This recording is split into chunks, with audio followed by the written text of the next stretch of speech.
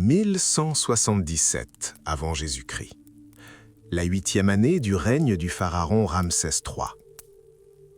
Des milliers de voiles apparurent à l'horizon méditerranéen, porteuses non de marchandises, mais de destruction totale. Une avalanche, que les historiens appelleront plus tard les peuples de la mer, s'abattit sur les grandes civilisations de l'Antiquité. Ils surgirent de nulle part.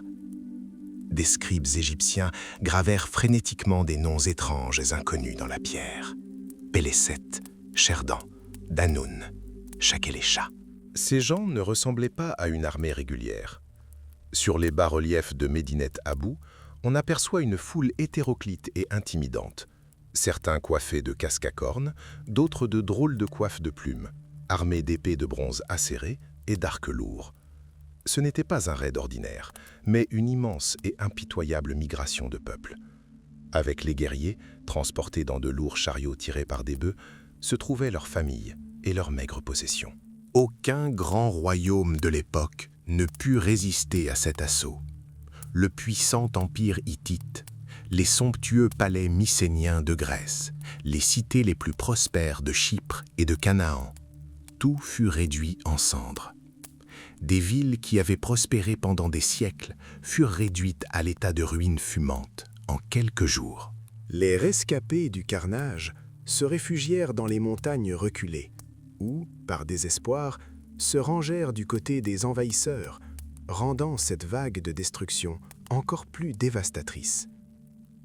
Les murs du temple funéraire de Ramsès conservent les traces de cette horreur. Des inscriptions racontent comment les étrangers ont conspiré sur leurs îles et comment aucune terre n'a résisté à leurs armes. Hatti, Carchemish, Arzawa et Alachia furent rayés de la carte en un instant. Le feu les a précédés, ne laissant derrière lui qu'un vide calciné, où, semblait-il, nul n'avait jamais vu le jour. D'où venait-il? De Sicile, de Sardaigne ou de la mer Égée? Depuis plus d'un siècle, les érudits débattent des détails, tentant de déchiffrer les maigres indices que recèlent les fragments de poterie antique. Mais le fait est là. En 1177 avant Jésus-Christ, le monde ordonné de l'âge du bronze, avec son commerce international sophistiqué et son architecture majestueuse, s'effondra. Une ère de chaos s'ouvrit, d'où, des siècles plus tard, émergerait une réalité entièrement nouvelle. Les murs du temple de Médinet Abou représentent un triomphe empestant le sang et la fumée. Le pharaon Ramsès III ne se contenta pas de repousser les envahisseurs, il les anéantit. Les embuscades dans le delta du Nil transformèrent les embouchures du fleuve en pièges mortels. Les navires ennemis coulèrent, et ceux qui parvinrent à gagner le rivage furent accueillis par une pluie impitoyable de flèches et de lances. Les chroniques égyptiennes de ces années-là témoignent d'une fureur inouïe. Les corps des ennemis furent entassés en monceaux immenses, leurs navires et leurs biens détruits, et le nom même des envahisseurs effacé de la mémoire collective. Les tribus des Péléset, des Danoun et des Sherdan, venus chercher une terre nouvelle, n'y trouvèrent que la mort. Mais ce n'était pas la première tentative d'anéantir l'Égypte. 30 ans auparavant, en 1007 avant notre ère, le pharaon Merneptah avait déjà dû affronter une épreuve similaire.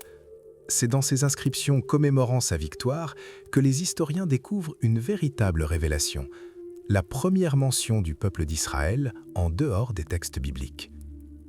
À cette époque, les Égyptiens combattaient une coalition de peuples du Nord venus d'Asie mineure et d'îles lointaines. L'extrême brutalité de ces batailles est attestée par une coutume horrible. Pour compter précisément les pertes ennemies, les soldats égyptiens coupaient la main droite des morts. Les archéologues découvrent encore aujourd'hui de tels témoignages de bravoure, enfouis dans des fosses sous les fondations d'anciens palais. L'Égypte survécut, mais cette victoire fut à la Pyrrhus. Le puissant empire du Nouvel Empire vacilla et ne fut plus que l'ombre de lui-même, perdant sa gloire passée pendant des siècles. Tandis que le pharaon célébrait son succès, le reste du monde de l'âge du bronze s'effondra littéralement. la civilisation disparut sous nos yeux. Dans le nord de la Syrie, à Ougarit, ville prospère, le roi dicta une lettre à ses alliés, ultime espoir de survie. « Mon père, les navires ennemis sont déjà là. Ils incendient mes villes et ravagent mes terres. Mon armée est loin, mes navires naviguent en mer étrangère. Nous sommes totalement sans défense. » Cette tablette d'argile cuite fut découverte dans les ruines de la ville détruite. Il s'agissait très probablement d'une copie de cet ultime appel au secours, qui ne put empêcher la catastrophe. On crut longtemps que les peuples de la mer étaient les seuls responsables de cet effondrement, mais leur voile dissimulait des secrets bien plus profonds et obscurs.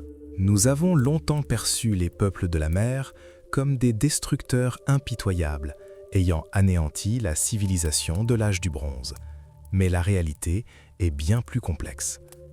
Nous avons pris l'habitude d'en faire des boucs émissaires, même si les preuves modernes suggèrent qu'ils furent autant victimes qu'agresseurs. Il ne s'agissait pas d'une armée unifiée et disciplinée. Nous voyons plutôt des groupes disparates de réfugiés et de pillards, ayant fui une catastrophe mondiale et s'étant installés parmi les ruines d'empires. L'archéologie confirme que les cités n'ont pas disparu instantanément. Leur effondrement s'est étalé sur un siècle entier. Les peuples de la mer n'étaient que le dernier soubresaut d'une tempête catastrophique de sécheresse, de séismes et de crises systémiques. Pour saisir l'ampleur de la tragédie, il faut remonter 300 ans en arrière, à une époque où le monde était véritablement globalisé. Vers 1477 avant Jésus-Christ, le pharaon Thoutmôsis III fit construire un palais grandiose dans le delta du Nil. Ses murs furent ornés de fresques réalisées par des artistes venus de Crète. Des fresques inédites représentant des taureaux apparurent en Égypte, une technique et un thème qui unifiaient toute la Méditerranée.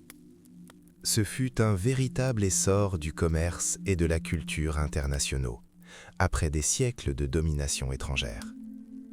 Avant cela, l'Égypte avait été gouvernée pendant près de 2 siècles par les Hyksos, des chefs venus de contrées lointaines.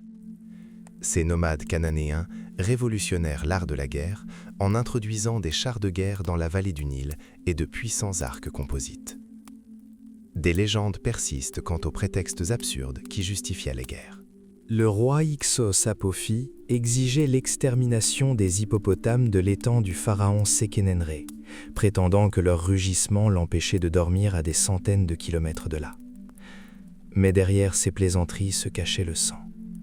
La momie de Sékénénré, portant de profondes blessures de hache, en témoigne. Il fallut aux Égyptiens des décennies de batailles acharnées pour chasser les envahisseurs. C'est cette victoire qui jeta les bases du grand empire du Nouvel Empire, qui, des siècles plus tard, se retrouverait au bord du gouffre. Kamos ne se contenta pas de vaincre, il anéantit littéralement l'ennemi. Le pharaon se vanta de boire du vin provenant de jardins étrangers, de capturer des femmes dans les cales et d'incendier des milliers de navires en cèdre précieux. Avaris, la forteresse des envahisseurs, fut réduite à un champ de ruines désolé.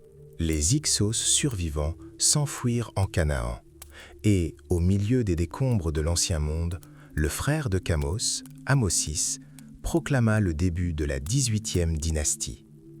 Ainsi naquit le Nouvel Empire, l'apogée de la puissance égyptienne. 60 ans plus tard, Avaris renaquit de ses cendres, sous le nom de Pérunefer. Mais ce n'était pas la grandeur de la ville qui stupéfia les archéologues, mais ses remparts. Les palais étaient ornés de fresques aux couleurs éclatantes, représentant des taureaux. Il ne s'agissait pas de fresques égyptiennes, mais minoennes, tout droit venues de l'île de Crète. Il s'avéra que le monde antique était plus étroitement interconnecté qu'on ne l'aurait cru. Les liens du commerce mondial s'étendaient à travers la Méditerranée bien avant les triomphes égyptiens. Dans la ville syrienne de Mari, des érudits ont découvert des archives de 20 000 tablettes d'argile. Ces documents révélaient un monde d'un luxe inouï. Le roi Zimri-Lim, par exemple, ordonna la construction d'un immense glacier sur les rives de l'Euphrate. Même sous une chaleur accablante, ils buvaient du vin frais et de la bière aromatisée à l'anis. De plus, le roi était extrêmement méticuleux. Il exigeait de ses serviteurs qu'ils débarrassent la glace de la montagne de tout branche et de toute impureté avant de la verser dans sa coupe. La diplomatie de cette époque prenait parfois des formes curieuses. Un jour, Zimri-Lim envoya au grand Hammurabi une paire d'élégantes pantoufles crétoises en cuir fin. Mais le redoutable créateur des premières lois leur retourna le présent. Peut-être le légendaire souverain de Babylone ne convenait-il tout simplement pas. Longtemps, nous n'avons presque rien su des créateurs de ces chaussures, les Minoens. Leur nom même n'est qu'un terme inventé par Arthur Evans. Au début du XXe siècle, un archéologue britannique remarqua d'étranges amulettes portées comme talismans par des femmes sur un marché athénien. Les recherches d'Evans pour retrouver leur patrie le menèrent à la colline de Knossos, en Crète. Là, enfoui sous des couches de terre, se trouvait un palais grandiose et labyrinthique, berceau de la première civilisation européenne. Evans et son assistant, Duncan Mackenzie, comprirent rapidement qu'ils n'étaient pas face à de simples ruines, mais à la demeure du légendaire roi Minos. C'est ainsi que naquit le nom de Minoen. Dans les labyrinthes de Knossos, les archéologues découvrirent des milliers de tablettes d'argile. Le linéaire B fut déchiffré, mais le linéaire A recèle encore bien des secrets. Paradoxalement, après un siècle de fouilles ininterrompues, nous ignorons toujours comment ce peuple se nommait. Mais nous savons précisément avec qui il commerçait. Un couvercle en albâtre portant les hiéroglyphes du pharaon Hyksos Khayan et un élégant vase ayant appartenu au grand Thoutmosis III ont été découverts à Knossos. Comment ces trésors sont-ils arrivés sur l'île ? La réponse se trouve dans les flots de la Méditerranée. L'historien grec antique Thucydide affirmait que Minos fut la première à se doter d'une puissante marine et à asseoir sa domination sur toute la mer Égée, donnant ainsi naissance à la première thalassocratie, ou pouvoir de la mer. Le successeur d'Evans, John Pendlebury, étudia avec passion les liens entre la Crète et l'Égypte. Sa vie connut une fin tragique. En 1941, cet éminent chercheur fut exécuté par des parachutistes allemands lors de la bataille de Crète. Ses travaux démontrèrent cependant que les Minoens étaient des maîtres de la logistique internationale. Ils exportaient du vin, une huile d'olive de grande qualité et des textiles luxueux, et en retour remplissaient leurs entrepôts d'or, d'ivoire et de précieux lapis-lazuli provenant des profondeurs de l'Asie. Les Égyptiens les appelaient Keftiu, c'est-à-dire les habitants des îles de la mer. Sur les murs des tombeaux thébains, on aperçoit d'élégantes délégations vêtues de jupes tissées aux couleurs chatoyantes. Elles apportent au pharaon des coupes en argent ciselées et de lourds lingots de cuivre. Les scribes égyptiens ont même consigné la construction de navires spéciaux, les Keftiu, dans leur chantier naval. Des vents et des courants favorables permettaient aux marins minoens de rallier les rivages méridionaux de la Crète au fertile delta du Nil en quelques jours seulement. Sur les fresques de cette époque, le seigneur de Keftiu côtoie les puissants souverains hittites et des principautés syriennes. C'était le premier monde véritablement globalisé de l'histoire, la Crète devenant un carrefour commercial majeur. Mais qu'est-ce qui a poussé ces peuples à quitter la sécurité de leur palais et à entreprendre de périlleux voyages au-delà de l'horizon ? Était-ce la soif de profit ou un subtil jeu politique ? C'est un mystère que le labyrinthe de Minos ne semble pas pressé de résoudre. L'Égypte de la fin de l'âge du bronze ressemblait à un sommet politique moderne. Les dirigeants de toute la Méditerranée s'y réunissaient, échangeant non seulement des biens, mais aussi des présents symboliques. Pour les pharaons, il s'agissait d'une question de prestige. Ils n'acceptaient pas d'aumône, mais dialoguaient avec leurs égaux. Ce monde globalisé fut bâti par une femme, dont le nom fut plus tard effacé de l'histoire, Hatshepsut. Fille et épouse d'un pharaon, elle refusa de rester dans l'ombre. Devenue régente pour son jeune beau-fils Thoutmôsis III, elle mena un coup d'État audacieux et se proclama souveraine à part entière. Pour légitimer son pouvoir, Hatshepsut portait des vêtements d'homme et même une fausse barbe. Elle ne s'appuyait pas sur les épées, mais sur les caravanes. Son expédition légendaire au mystérieux pays de Punt rapporta à Thèbes de l'or, des animaux exotiques et des résines aromatiques. Sur les murs de son temple à Deir el-Bahari, on peut encore voir des images de la reine de Punt, une femme à l'apparence singulière dont les traits font toujours l'objet de débats parmi les érudits. Pendant qu'Hatshepsut développait des routes commerciales, son beau-fils, Thoutmôsis III, attendait son heure. Dès le décès de la reine, il s'empara du trône et déclencha une guerre d'envergure, ordonnant simultanément l'anéantissement de toute trace de sa belle-mère. Thoutmôsis était avide de gloire militaire. En 1479 avant Jésus-Christ, il mena son armée jusqu'à la ville de Megiddo, lieu qui deviendrait plus tard Armageddon. Ce fut la première bataille de l'histoire dont les détails sont consignés dans les chroniques. Thoutmôsis se trouvait face à un dilemme: marcher vers la ville par de larges routes sûres ou risquer un étroit ravin montagneux où ses soldats devraient marcher en file indienne. Ses généraux le supplièrent de ne pas prendre ce risque, mais Thoutmôsis raisonna autrement. L'ennemi nous attend sur des routes plus praticables, ce qui signifie que nous irons là où il ne s'y attend pas. Cette manœuvre audacieuse permit aux Égyptiens de surprendre les chefs cananéens. Ainsi commença une ère de grande conquête, transformant l'Égypte en un véritable empire et Thoutmôsis en un Napoléon du monde antique. Les Égyptiens passèrent 12 heures à se frayer un chemin à travers l'étroite gorge. Lorsqu'ils atteignirent Megiddo, la ville était pratiquement sans défense. L'ennemi les attendait ailleurs, mais Thoutmôsis commit sa seule et fatale erreur. Au lieu de prendre la ville d'assaut immédiatement, il laissa ses soldats piller les camps ennemis abandonnés. Tandis que l'armée remplissait ses sacs d'or et d'argent, les défenseurs parvinrent à verrouiller les portes. La guerre éclair se transforma en un siège éprouvant de 7 mois, même si l'issue était inévitable. La ville tomba. Étonnamment, 3000 ans plus tard, en septembre 1918, le général britannique Edmund Allenby reproduisit à l'identique la manœuvre de Thoutmôsis. Il consulta des chroniques anciennes, traduites, et prit un risque. Le résultat dépassa toutes les espérances. Les forces turques furent mises en déroute sans presque aucune perte. Voilà un parfait exemple qui montre que l'histoire n'est pas qu'une suite de dates figées, mais un guide précieux pour ceux qui savent l'interpréter. Mais Megiddo n'était que le début. Thoutmôsis poursuivit sa route vers le nord, où il découvrit le mystérieux royaume du Mitanni.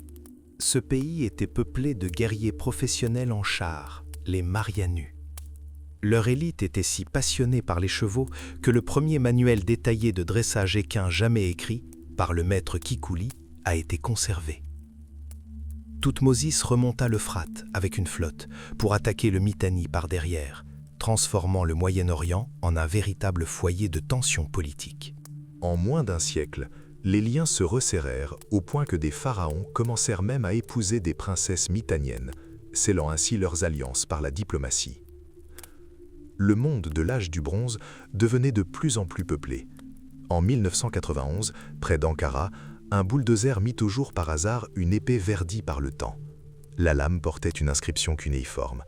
Le roi Tudalia vainquit le pays d'Assois et dédia cette arme au dieu des orages. Cette découverte confirma une rébellion d'envergure contre les Hittites en 1430 avant Jésus-Christ. Les historiens pensent que ces événements pourraient avoir servi de prototype à la légendaire guerre de Troie, qui eut lieu bien avant l'époque d'Homère. Les Hittites eux-mêmes furent longtemps considérés comme des fantômes. On ne les connaissait que par l'Ancien Testament, comme un peuple humble ayant vécu aux côtés des anciens Hébreux. Ce n'est qu'au XIXe siècle que les chercheurs commencèrent à découvrir dans les montagnes turques les traces d'une superpuissance oubliée qui avait jadis rivalisé avec les pharaons pour la domination mondiale. Longtemps, les chercheurs se sont interrogés sur la raison pour laquelle la Bible situe les Hittites en Canaan, tandis que les archéologues découvrent leurs traces dans les montagnes arides d'Anatolie. La réponse s'est avérée ingénieuse. De même que la culture britannique a perduré dans d'anciennes colonies, des royaumes néo-hittites ont prospéré dans le nord de la Syrie pendant des siècles après l'effondrement du Grand Empire. C'est avec ces héritiers que les anciens Israélites ont rencontré. Fait intéressant, les Hittites eux-mêmes se nommaient Néchites, et leur nom actuel n'est qu'une erreur des premiers historiens, erreur qui s'est imposée comme tradition avant même que les linguistes ne déchiffrent leur écriture. Leur capitale, Hattusa, était un véritable chef-d'œuvre d'ingénierie et une forteresse imprenable. En plus de 5 siècles, elle ne fut prise d'assaut qu'à 2 reprises. Des milliers de tablettes d'argile y étaient dissimulées, archives d'État, poèmes épiques et même des lois sévères. Par exemple, arracher un nez à pleines dents était passible d'une amende de 40 cycles d'argent. Mais au-delà des remparts, la politique faisait rage. Le roi Mursili Ier accomplit l'impossible. Il parcourut 1500 kilomètres, envahit la Mésopotamie et incendia Babylone, anéantissant la dynastie du Grand Hammurabi. Après ce triomphe, il ne s'empara d'aucun territoire, mais fit simplement demi-tour avec ses troupes et rentra chez lui, achevant ainsi la plus longue et la plus audacieuse marche militaire de l'histoire de l'âge du bronze. Cette véritable histoire, digne d'un roman policier, débute en 1430 avant Jésus. Le roi hittite Toudalia réprime une rébellion menée par une ligue de 22 cités appelée Assoua. Les noms de Wilussia et Tarwissia figurent sur les listes des rebelles vaincus. Les érudits en sont quasiment certains, il s'agit des légendaires Ilion et Troie. Pour confirmer cette hypothèse, un trophée unique, une épée de bronze de style mycénien, a été découvert dans la capitale hittite.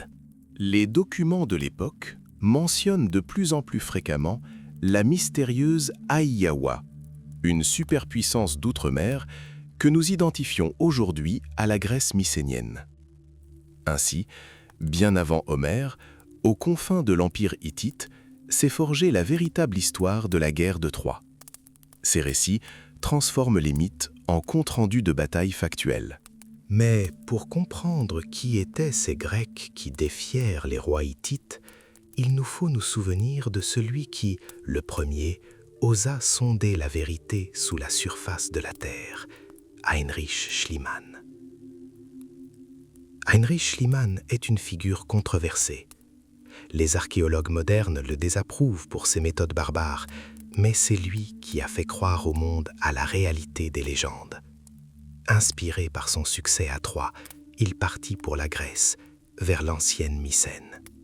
Schliemann creusa sans autorisation, avec audace, et découvrit bientôt de l'or qui dépassa toutes les espérances. Dans un élan de triomphe, il envoya un télégramme au roi de Grèce. « J'ai regardé Agamemnon en face. » Schliemann se trompait, même lorsqu'il avait raison.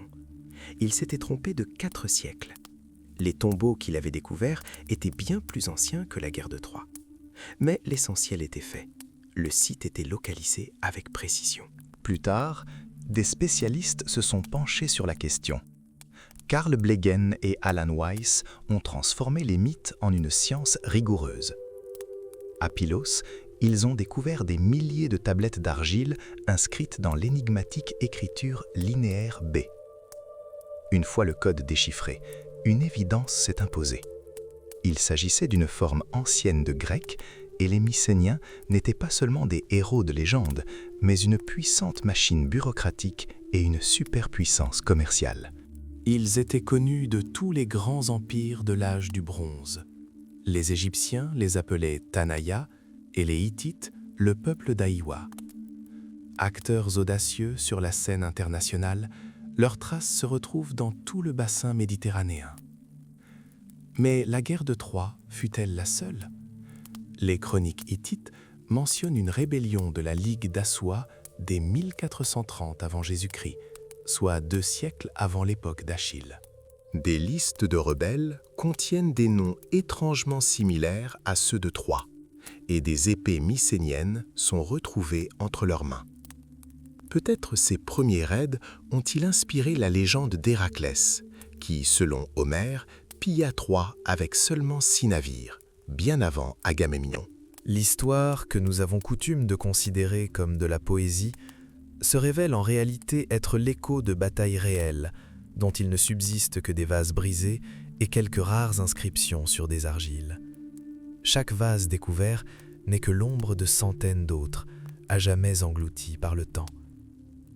Le commerce de cette époque ne se limitait pas à l'or. Une grande partie des marchandises transitant entre les ports étaient périssables. Tissus, épices et céréales étaient depuis longtemps avariés, et les matières premières étaient fondues pour fabriquer des épées et des bijoux. En réalité, la Méditerranée de l'âge du bronze était bien plus interconnectée que ne le laissent supposer les rares découvertes archéologiques. Ce fut la première ère de mondialisation de l'histoire, où l'Égypte, l'Empire hittite, Mycène et la Crète se trouvèrent imbriqués au sein d'un même réseau économique. Au cœur de ce monde bouillonnant se dressait le pharaon Amenhotep III. Aujourd'hui, de son gigantesque temple funéraire de Luxor, il ne reste que 2 statues colossales, que les Grecs baptisèrent plus tard les colosses de même nom. Mais le véritable trésor ne résidait pas dans les géants eux-mêmes, mais dans les socles de leurs frères plus modestes. Des archéologues y ont découvert 5 fondations en pierre, ornées de rangées de figures aux mains liées. Des ovales, portant le nom de villes, étaient sculptés dans les corps de ces captifs, une manière pour les Égyptiens de désigner les territoires qu'ils contrôlaient ou connaissaient. Il s'agissait d'une sorte d'atlas politique du XIVe siècle avant Jésus. Parmi les voisins familiers de l'Égypte, des toponymes sont soudainement apparus, semant le doute chez les érudits. Keftiu et Tanaya, la Crète et la Grèce continentale. Mais la liste s'étendait plus loin. Knossos, Phaistos, Kydonia et même Mycène. Pour la première fois de l'histoire, un tailleur de pierre égyptien a consigné la géographie du monde égéen avec la précision d'un navigateur. Et il ne s'agit pas d'une simple liste de noms, mais probablement du trajet d'une véritable ambassade qui a visité les principaux centres des civilisations minoennes et mycéniennes il y a plus de 3000 ans. Le destin de cet artefact a failli tourner au désastre. Dans les années 1960, des profiteurs, cherchant à en détacher des fragments d'inscription, ont allumé un feu sous le socle et aspergé la pierre brûlante d'eau glacée. L'inscription unique s'est littéralement brisée en 1000 morceaux. Il a fallu des décennies de travail pour reconstituer ce témoignage de l'âge d'or de l'internationalisme. Cette inscription est la preuve irréfutable que bien avant la guerre de Troie, le monde formait déjà un tout et que les grandes puissances se reconnaissaient comme partenaires dans le grand jeu mondial.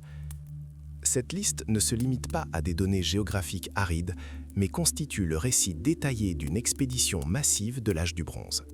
Les navires égyptiens suivaient un itinéraire circulaire précis. D'abord la Crète, auprès de leurs alliés de longue date, les Minoennes, puis via l'île de Cythère jusqu'à la nouvelle et redoutable puissance de la Grèce continentale, au cœur de Mycène. Ils rentraient chez eux par le même chemin, faisant une dernière escale pour se ravitailler en eau et en vivres. C'était une boucle logistique parfaite, reliant 2 grandes civilisations. Longtemps, les sceptiques ont rejeté ces inscriptions, les considérant comme de vaines vantardises du pharaon. Mais des artefacts confirment la réalité de cette campagne. À Mycène, des archéologues ont découvert des plaques de faïence uniques, portant le nom personnel d'Amenhotep III. En Égypte, ces objets servaient de capsules temporelles. Ils étaient placés dans les fondations des temples et des statues en signe de patronage royal. Le fait qu'ils aient été trouvés en Grèce, et nulle part ailleurs en dehors de la vallée du Nil, prouve l'existence d'une étroite alliance diplomatique entre les 2 pays. Le pharaon a littéralement investi dans ces territoires, reconnaissant aux Mycéniens un rôle majeur sur la scène mondiale. À ce moment précis, un bouleversement géopolitique majeur s'opérait. Le monde minoen s'effaçait, Knossos perdait de son éclat, et les Mycéniens, entreprenants, coupaient agressivement les routes commerciales. L'ambassade d'Égypte menait une double mission complexe: réaffirmer sa loyauté envers ses anciens alliés, tout en apaisant les nouveaux maîtres de la mer Égée, dont l'influence grandissait d'année en année. Mais la véritable clé de compréhension de cette époque fut découverte par hasard dans les sables de Tel el Amarna.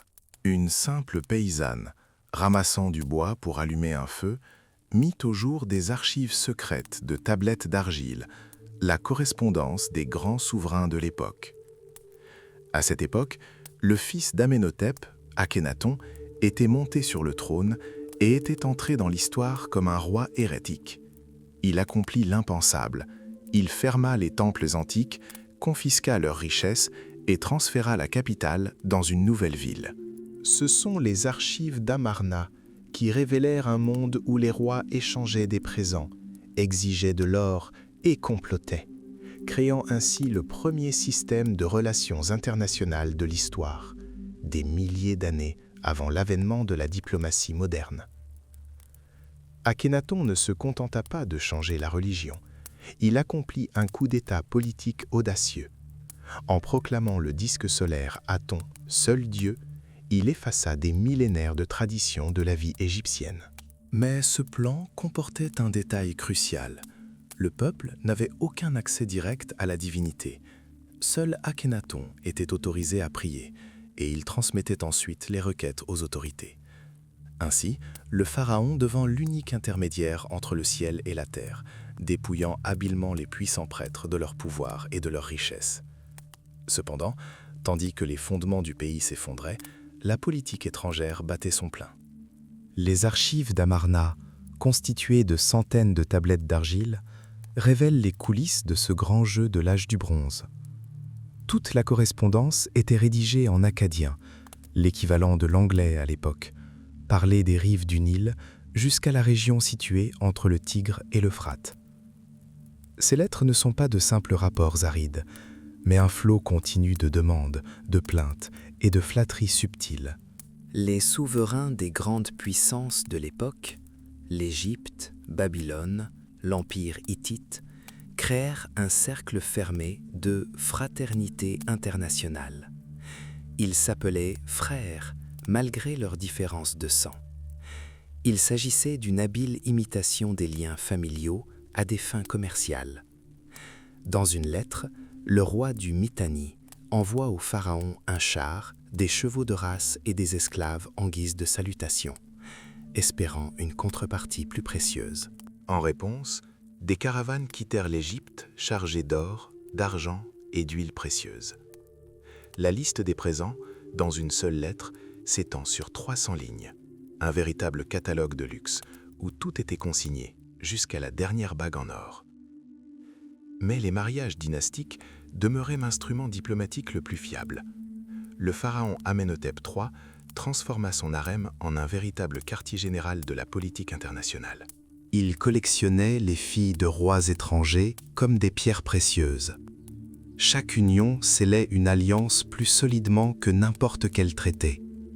Les souverains devenaient des parents, beaux-pères, gendres, beaux-frères.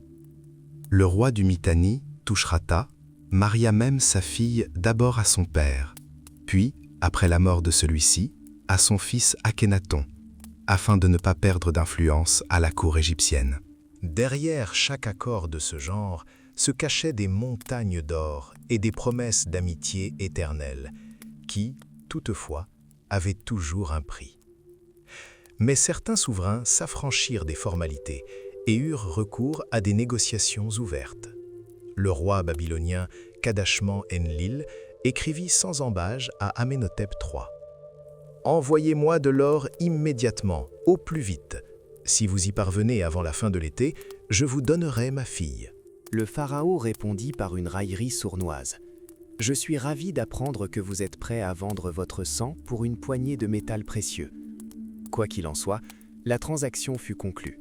Les trésors de l'Égypte étaient une tentation trop forte. Le monde entier, tout entier, croyait qu'en Égypte, l'or gisait sous leurs pieds, comme de la poussière. Les rois du Mitanni et de Babylone submergeaient littéralement les pharaons de demandes d'aide, qualifiant l'or de « saleté des routes égyptiennes ». Mais la réalité se révéla souvent amèrement décevante. Des lettres indignées accusant les pharaons de fraude pure et simple ont été conservées. Un roi se plaignit que les lingots envoyés ressemblaient davantage à de l'argent. Un autre, Burna Bouriache II, décida de mettre le don à l'épreuve et envoya 40 mines d'or dans un fourneau. Moins de 10 mines en restèrent. Le reste se transforma en cendres inutiles. S'agissait-il d'une tromperie délibérée d'Akhénaton ou d'un vol éhonté commis par des fonctionnaires en cours de route? Le mystère demeure. Les routes, elles aussi, n'offraient guère de sécurité. Les caravanes étaient régulièrement pillées par des bandits et les pharaons se bornaient à ignorer les demandes de châtiment. Mais ces présents officiels n'étaient que la partie émergée de l'iceberg. Tandis que les souverains échangeaient des amabilités, les ports et les tavernes en bord de route grouillaient d'activité. Marins et marchands y vendaient toutes sortes de marchandises, se contant des légendes au passage. C'est dans ces bars de l'âge du bronze que naquirent les liens culturels unissant l'épopée de Gilgamesh et l'Iliade grecque. La diplomatie de l'époque impliquait également l'échange de spécialistes. Médecins, architectes et sculpteurs circulaient de cour en cour, ce qui rendait les palais d'Égypte et de Canaan étrangement similaires. De nouveaux géants entraient en scène. Chypre, alors connue sous le nom d'Alassia, inondait la région de cargaisons incroyables de cuivre, 15 tonnes à la fois. Pendant ce temps, au nord, l'Assyrie, puissance autoritaire, s'affirmait déjà. Son roi, Assur-Rubalite Ier, réclamant avec insistance la reconnaissance de sa grandeur. Le monde devenait exigu, globalisé et extrêmement précaire. Tandis que les anciens empires déclinaient, un nouveau prédateur fit irruption sur la scène mondiale, l'Assyrie. Son roi, Assur-Rubalite Ier, ne se contenta pas d'adresser de polies lettres au pharaon égyptien pour lui demander de l'or, dont l'Égypte était censée posséder autant que de la poussière. Il déclara sans ambages « Je suis désormais l'égal des grands ». Et il ne s'agissait pas d'une vaine fanfaronnade.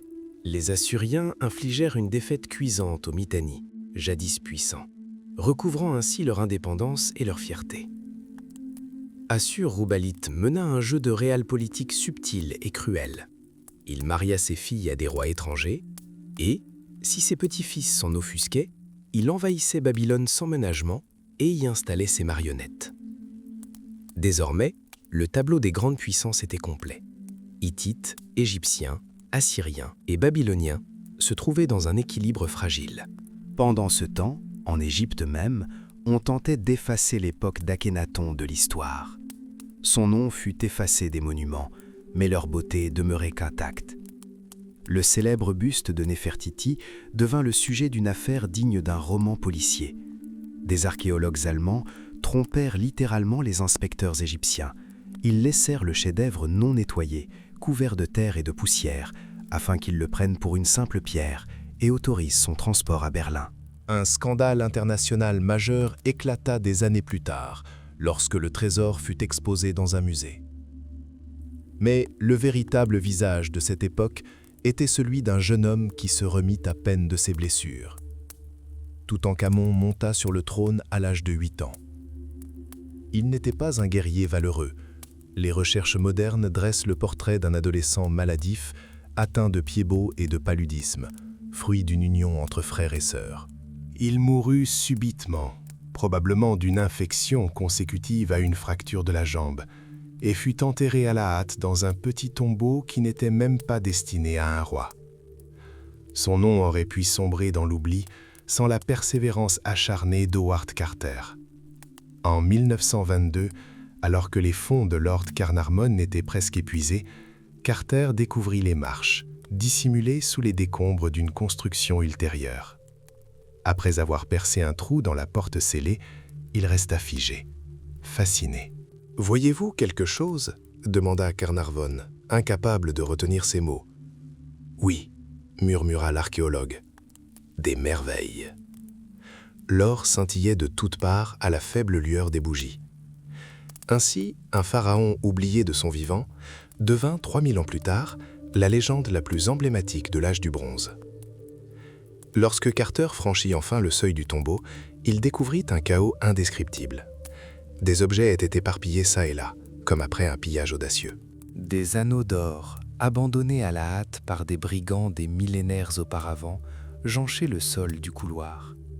Mais même le trésor pillé regorgeait tellement d'or qu'il fallut 10 ans pour le décrire. C'est alors que le monde commença à parler de la malédiction de la momie. Lord Carnarvon mourut d'une septicémie 8 jours seulement après son triomphe. Pourquoi le tombeau d'un adolescent oublié était-il littéralement recouvert de présents? Sans doute en signe de gratitude des prêtres pour la restauration du pouvoir et des anciens dieux par Toutankhamon. Mais la mort du jeune homme plongea l'Égypte dans une incertitude terrifiante. Tandis que la veuve du pharaon, la jeune Ankhésénamon, pleurait son époux, au nord, en Anatolie, le nouvel empire hittite, sous le règne de Suppiluliuma Ier, se renforçait. Ce souverain était un maître de la diplomatie par l'épée. Il rétablit son emprise sur la région d'une main de fer, détruisant des villes et soumettant ses voisins. Cependant, derrière ces victoires éclatantes se cachaient de sombres secrets. Son propre fils l'accusera plus tard d'une terrible peste qui décima des milliers de Hittites. On y vit la vengeance des dieux pour le meurtre de son frère, Suppiluliuma, commis par ce dernier pour s'emparer du trône. Mais l'épisode le plus intrigant de son règne fut la mystérieuse affaire de Tsananzas. Un jour, un messager arriva à la cour hittite avec une lettre de la veuve du pharaon. Le message était si audacieux que le roi soupçonna un piège. La reine écrivait « Mon époux est mort, je n'ai pas de fils, et vous en avez beaucoup.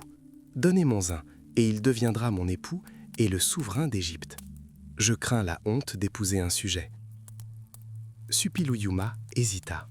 Il envoya un émissaire vérifier s'il était fou. Un message indigné lui parvint. « Si j'avais un héritier, écrirais-je à un pays étranger pour me plaindre de mon humiliation ?» L'ambassadeur égyptien confirma. La veuve était seule et attendait un sauveur. Abasourdi, Suppiluliuma finit par céder et envoya son fils Tsananzas en Égypte pour monter sur le trône de Pharaon. C'était un pari diplomatique risqué qui allait changer à jamais le cours de l'histoire du monde antique. Suppiluliuma prit un risque en misant sur son 4e fils. L'enjeu était colossal, un prince hittite sur le trône d'Égypte. Mais le pari tourna au drame. Tsananzas fut tué en route pour rejoindre sa promise. Fou de rage, le père maudit les Égyptiens, persuadé de leur trahison. Très probablement, le rusé noble Haï tirait les ficelles, s'emparant finalement du pouvoir en épousant la veuve de Toutankhamon, Ankhésénamon. Le principal suspect s'empara de tout, et les Hittites ne s'en servirent que comme prétexte à leur vengeance. La vengeance fut immédiate. Les armées hittites déferlèrent sur la Syrie, rasant les villes et faisant des milliers de prisonniers. Mais le triomphe se mua en désastre. Avec leur butin, les soldats apportèrent un fléau invisible au cœur de l'Anatolie, la peste. L'épidémie éclata instantanément, décimant villes et armées. Bientôt, le grand roi Suppiluliuma succomba à la maladie. Ironie du sort, le souverain fut victime du peuple même qu'il cherchait à conquérir. Durant cette période, les Hittites étaient considérés comme une superpuissance incontestée, rivalisant d'égal à égal avec l'Égypte et Babylone. Mais leur empire commercial était marqué par une étrange anomalie. Les archéologues ont mis au jour des milliers d'artefacts égyptiens, mais presque aucun datant de l'époque mycénienne. Il semble que nous soyons témoins du premier exemple d'embargo économique mondial. Les Hittites interdisaient littéralement à leurs alliés de commercer avec les Grecs, les considérant comme de dangereux concurrents et alliés de l'Égypte. L'isolement politique était une arme de guerre bien avant notre ère. Une découverte près du cap Uluburun témoignent de l'interconnexion profonde qui régnait alors dans le monde. Au XIIIe siècle avant Jésus-Christ, un navire sombra à cet endroit, révélant un véritable trésor. À son bord se trouvaient 10 tonnes de cuivre, 1 tonne d'étain et des lingots d'un rare vert bleu. Ce navire marchand appartenait à un vaste réseau reliant l'Égypte, Canaan et la Grèce. Longtemps, les historiens doutaient de l'existence de telles connexions, jusqu'à ce que des plongeurs découvrent au fond de la mer ces mêmes enveloppes métalliques, des lingots de l'âge du bronze. Ce naufrage au large des côtes turques nous en apporte la preuve. Il y a 3500 ans, le monde était déjà globalisé, et la lutte pour l'influence y était aussi féroce qu'aujourd'hui. 13 siècles avant Jésus-Christ, un navire transportant une fortune sombre au large du cap Uluburun. Ce naufrage est une catastrophe pour son propriétaire, mais 3000 ans plus tard, il constitue une découverte majeure pour les historiens. Retrouver l'épave ne représentait que la moitié du chemin. Elle repose à 50 mètres de profondeur, dans une obscurité perpétuelle. Y travailler s'apparente à résoudre une énigme complexe après quelques martinis. La narcose à l'azote trouble l'esprit, et chaque mouvement doit être calculé au millimètre près. Pendant 10 ans, les archéologues ont effectué des milliers de plongées périlleuses pour remonter à la surface des trésors qui ont bouleversé à jamais notre compréhension de l'Antiquité. La cale du navire d'Uluburun renfermait la quasi-totalité des richesses du monde de l'époque. Cuivre de Chypre, étain du lointain Afghanistan, or d'Égypte et vert bleu de Mésopotamie. Elle transportait des marchandises provenant d'au moins 7 royaumes et empires différents. Il y avait à bord suffisamment de métal pour armer entièrement une armée de 300 guerriers d'élite. Épées, boucliers et armures, tout fut englouti en un instant par l'abîme. Outre des lingots, le navire transportait de l'ivoire exotique, de l'ébène d'Afrique et des résines aromatiques destinées à la fabrication de parfums de luxe. Parmi les trésors éparpillés, les archéologues ont découvert un objet minuscule mais inestimable, un scarabée en or portant le nom de la reine Néfertiti. C'est cette découverte qui leur a permis de dater précisément l'épave. Le navire faisait route vers l'ouest, probablement vers les côtes de la Grèce continentale, en direction des riches cités de Mycène ou de Pylos. À qui appartenait-elle? À un puissant marchand ou au pharaon lui-même, envoyant des présents diplomatiques à un autre souverain? On a même retrouvé dans la cale une minuscule tablette de bois, mais l'eau de mer avait depuis longtemps dissous la cire sur laquelle étaient inscrits les noms et les destinations. Ce jour-là fut véritablement funeste pour ceux qui attendaient avec impatience cette cargaison. Le navire coula non seulement des lingots et des tissus, mais aussi un lien vital entre les grandes puissances. Cette découverte prouva que la mondialisation n'est pas une invention moderne. Des milliers d'années avant nous, le monde était déjà étroitement interconnecté par les routes commerciales, et la lutte pour l'influence y faisait rage, avec la même férocité qu'aujourd'hui. Le navire d'Uluburun n'était pas un voyageur anodin. Il était un véritable microcosme d'une époque où des marchandises provenant de 7 régions différentes coexistaient dans une même cale. Dès le début du XIIIe siècle avant Jésus, toute la Méditerranée orientale fonctionnait déjà selon les lois du marché mondial. À bord de ce navire cananéen, Mycéniens et Syriens travaillaient côte à côte, tissant des liens entre des civilisations disparates. Nous connaissons même les noms de ceux qui ont orchestré ce commerce international. Par exemple, le riche Sinaran d'Ougarit, en Syrie. Une tablette d'argile unique, véritable déclaration en douane, est conservée dans les archives. Le roi Amistamrou II appréciait tellement sa contribution à l'économie qu'il accorda à Sinaran des privilèges exceptionnels. Ces navires, revenant de Crète, chargés de céréales, de bière et d'huile d'olive, étaient totalement exemptés de tous les impôts du balai. Mais ce monde florissant de marchands et d'entrepreneurs existait dans l'ombre de 2 redoutables superpuissances, l'Égypte et l'Empire hittite.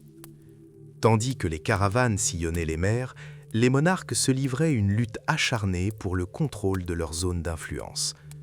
En 1274 avant notre ère, ce conflit culmina avec l'épique bataille de Kadesh. Cette bataille est entrée dans l'histoire comme le premier exemple documenté de désinformation militaire à grande échelle. Le roi hittite Muwatallis II prit l'ascendant sur Ramsès II avant même le début de la bataille. Il envoya des espions en Égypte qui, sous la torture, révélèrent un mensonge prémédité. L'armée hittite se trouvait loin au nord. Les croyant sans vérification, Ramsès se précipita à l'assaut, se détacha du gros des troupes et tomba dans un piège mortel. Des milliers de chars hittites surgirent soudainement de derrière les murs de Kadesh, décimant littéralement les régiments égyptiens. Le pharaon se retrouva au seuil de la mort. Plus tard, les temples égyptiens gravèrent des textes grandioses décrivant comment Ramsès, à lui seul et par la volonté du dieu Amon, mit en déroute des milliers de chars ennemis. En réalité, les Égyptiens survécurent de justesse grâce à l'arrivée de renforts, et la bataille s'acheva sur une impasse sanglante. Comprenant qu'aucune des deux puissances ne pouvait anéantir totalement l'autre, les souverains firent l'impensable. 15 ans après le massacre, ils conclurent le célèbre traité d'argent, premier véritable pacte de paix de l'histoire. Son texte, gravé sur de précieuses tablettes, consacrait l'inviolabilité des frontières et les engagements d'assistance mutuelle. D'anciens ennemis jurés devinrent alliés et Ramsès épousa même une princesse hittite. Ainsi, la première ère de mondialisation de l'humanité prouva que, même après les batailles les plus féroces, la diplomatie et le commerce demeurent la seule voie vers la survie. Le roi Hattusili envoya sa fille aînée à la cour d'Égypte. Il ne s'agissait pas d'un simple mariage arrangé, mais d'une démonstration fastueuse de richesse, d'innombrables caravanes chargées d'or, d'argent, de chevaux de race et de dizaines de milliers de têtes de bétail. Ramsès le Grand accepta ces présents, scellant ainsi une alliance qui allait bouleverser le monde antique. Mais derrière cette apparente magnificence se cachait une dure nécessité. Les deux superpuissances s'empressaient de régler d'anciens différends, tandis que de nouveaux foyers de conflagration mondiale se profilaient déjà à l'horizon. Tandis que les Égyptiens étaient préoccupés par leurs affaires intérieures et l'éventuel exode des Juifs, les Hittites étaient confrontés à ce que l'on appellerait aujourd'hui une guerre hybride. Un aventurier audacieux, Piyamaradou, apparut aux frontières occidentales de leur empire. Il déstabilisait des régions entières, renversant des vassaux fidèles et s'emparant de villes. Les Hittites savaient pertinemment que derrière ce rebelle se cachait une puissante force extérieure, le peuple d'Aïawa. Nous les connaissons aujourd'hui sous le nom de Grecs mycéniens. Une lettre unique adressée au souverain grec a été conservée dans les archives de la capitale hittite. Le roi hittite s'adresse à lui en l'appelant « grand roi et frère », reconnaissant ainsi son statut d'égal au pharaon. Le principal point de désaccord dans leur correspondance concernait la région de Wilusa. Pour les historiens, ce nom est surprenant, car Wilusa correspond à la légendaire Ilion, ou Troie. Homère allait plus tard transformer ce conflit en une saga épique, racontant l'enlèvement d'Hélène et l'histoire des 1000 navires. Mais en réalité, il s'agissait d'une lutte acharnée pour le contrôle des routes commerciales, à la frontière de deux mondes. Les fouilles archéologiques sur la colline d'Issarlik ont confirmé que Troie n'était pas une légende. Cependant, sa destruction s'est avérée dénuée de toute dimension poétique. La riche cité, prise en étau entre les Grecs et les Hittites, fut probablement d'abord endommagée par un puissant tremblement de terre, puis complètement dévastée par les envahisseurs. L'inquiétude grandissait dans tout le bassin méditerranéen. À Mycène même, une construction frénétique commença durant cette période. D'énormes blocs de pierre, connus plus tard sous le nom de maçonnerie cyclopéenne, furent empilés pour former des citadelles imprenables. La célèbre porte des Lions et les tunnels souterrains secrets menant à l'eau témoignent éloquemment du fait que les souverains grecs se préparaient au pire. L'âge d'or du bronze touchait à sa fin et les grandes puissances commencèrent à se fortifier de murailles, pressentant leur déclin inéluctable. Les similitudes entre les citadelles mycéniennes et les cités hittites, au cœur de l'Anatolie, sont frappantes. On y retrouve les mêmes passages souterrains secrets menant à l'eau, les mêmes galeries voûtées monumentales. Il ne s'agit pas d'une simple coïncidence, mais bien de la preuve d'un contact étroit entre deux grandes civilisations. À cette époque, les Mycéniens avaient totalement accaparé les routes maritimes minoennes, devenant ainsi les principaux commerçants de la Méditerranée. À Tirynthe, en Grèce, les archéologues ont mis au jour des villages chypriotes entiers. Ces derniers ne se contentaient pas de commercer, ils vivaient aux côtés des Grecs, travaillant ensemble le cuivre et produisant de la faïence. Même les récipients à vin et à huile étaient marqués de symboles chypriotes avant leur cuisson. Les marchandises étaient destinées à un marché étranger spécifique. D'anciennes tablettes d'argile, inscrites en linéaire B, semblent au premier abord de simples registres comptables. Mais lisons-les de plus près. Sésame, or, cumin. Tous ces mots sont empruntés aux langues du Moyen-Orient. Les archives de Knossos et de Pylos mentionnent des personnes aux noms tels que l'homme de Beyrouth, le Tyrien ou simplement l'Égyptien. Ce dernier, ironiquement, était responsable d'un troupeau de 80 moutons en Crète. C'était l'époque de la première mondialisation de l'histoire, où les frontières ethniques s'estompaient sous le passage des caravanes et des navires marchands. Tandis que certains bâtissaient des palais, d'autres cherchaient à échapper à l'esclavage. La tradition situe l'exode des Juifs d'Égypte au milieu du XIIIe siècle avant notre ère. La Bible raconte comment Moïse conduisit son peuple depuis les chantiers des grandes cités de Pithom et de Ramsès. L'archéologie confirme que ces villes furent bien construites par Ramsès II, le plus grand pharaon bâtisseur. Ces statues colossales seront plus tard appelées Ozymandias, symbole d'une grandeur arrogante que seul le temps peut effacer. Ramsès II semble être le candidat idéal pour le pharaon qui s'opposa à Moïse. Cependant, les historiens relèvent également des incohérences. La chronologie biblique se refuse obstinément à se soumettre pleinement aux données chiffrées des rapports archéologiques. Néanmoins, le tableau d'ensemble est clair. Le monde de la fin de l'âge du bronze était devenu un véritable bouillonnement culturel, où peuples, biens et dieux se côtoyaient, et les grandes puissances commençaient déjà à pressentir les premiers signes d'un chaos imminent. Les textes bibliques situent l'événement au milieu du XVe siècle avant notre ère, sous le règne du puissant Thoutmôsis III. Or, il est presque inconcevable que ce grand pharaon conquérant, qui régnait d'une main de fer sur tout le Moyen-Orient, ait simplement déporté des hordes d'esclaves en Canaan, alors sous son contrôle. Son armée contrôlait chaque puits le long de la route. C'est pourquoi la plupart des chercheurs privilégient une autre date, 1250 avant notre ère, sous le règne de Ramsès II. C'est à cette époque que le nom Israël apparaît pour la première fois dans les chroniques égyptiennes. La célèbre stèle du pharaon Merneptah proclame fièrement « Israël est désolé, sa descendance n'est plus ». Il s'agit de la première mention extra-biblique d'un peuple déjà installé en terre de Canaan. Mais où sont les traces matérielles de l'Exode lui-même? Le désert demeure d'un silence de mort. 40 années d'errance nomade sous des tentes n'ont laissé ni fondation ni murs solides. Les tentatives d'explication des 10 plaies d'Égypte ou de la séparation de la mer Rouge par l'éruption du volcan de Santorin se heurtent à une réalité implacable. La catastrophe en mer Égée s'est produite des siècles auparavant. Fouiller les fonds marins à la recherche des vestiges des chars du pharaon est une entreprise tentante, mais jusqu'ici infructueuse.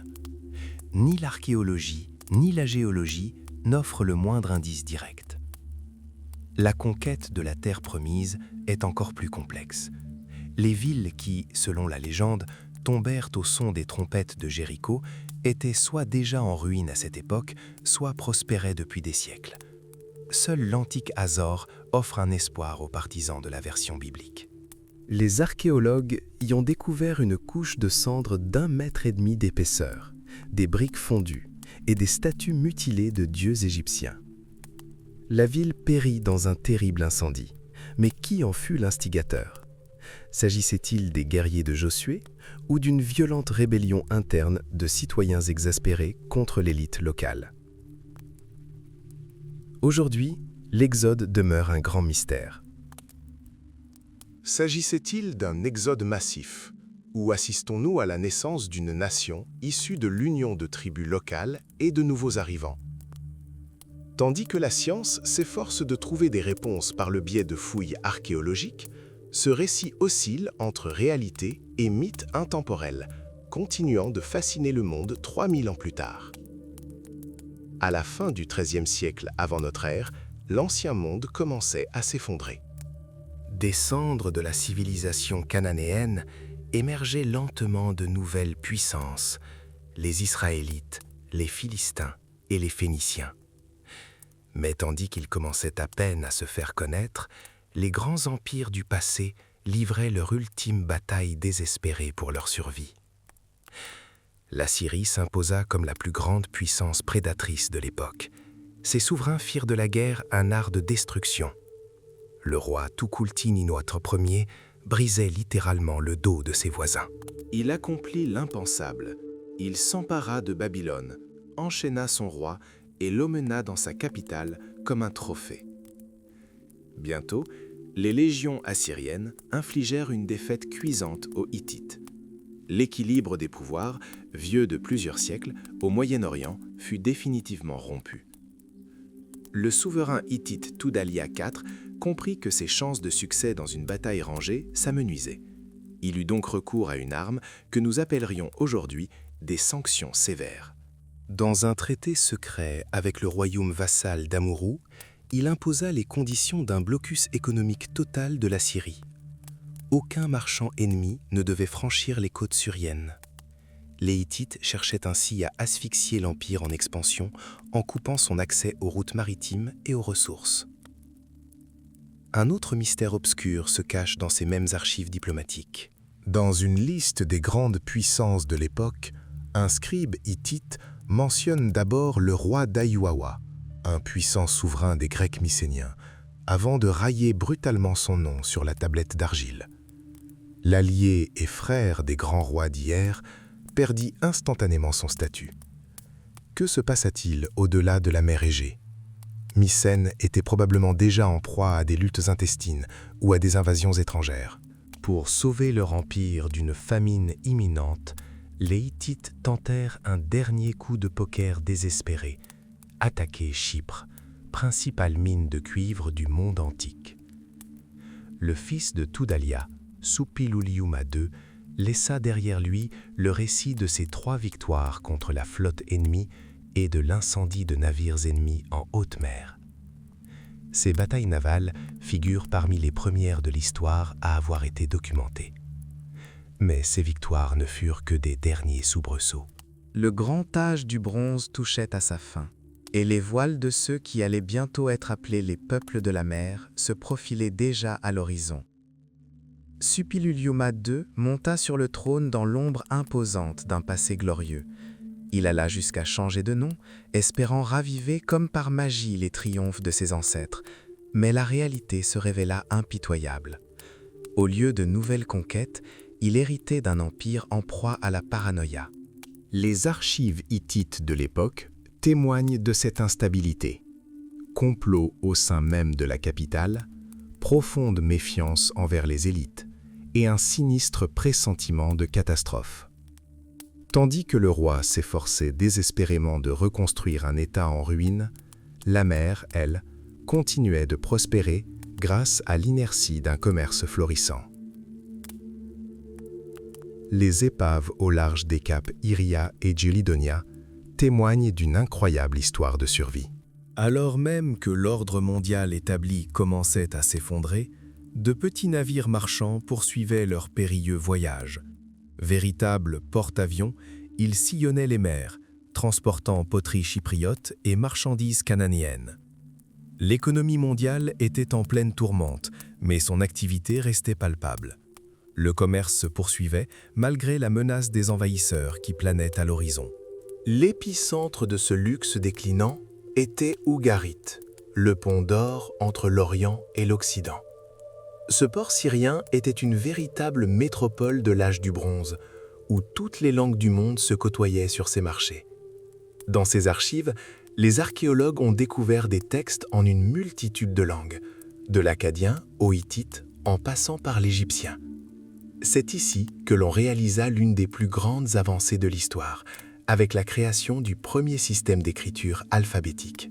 Les marchands d'Ougarit brassaient des sommes colossales, expédiant des centaines de kilogrammes d'or, des coupes précieuses et des étoffes teintes du pourpre le plus rare aux souverains hittites.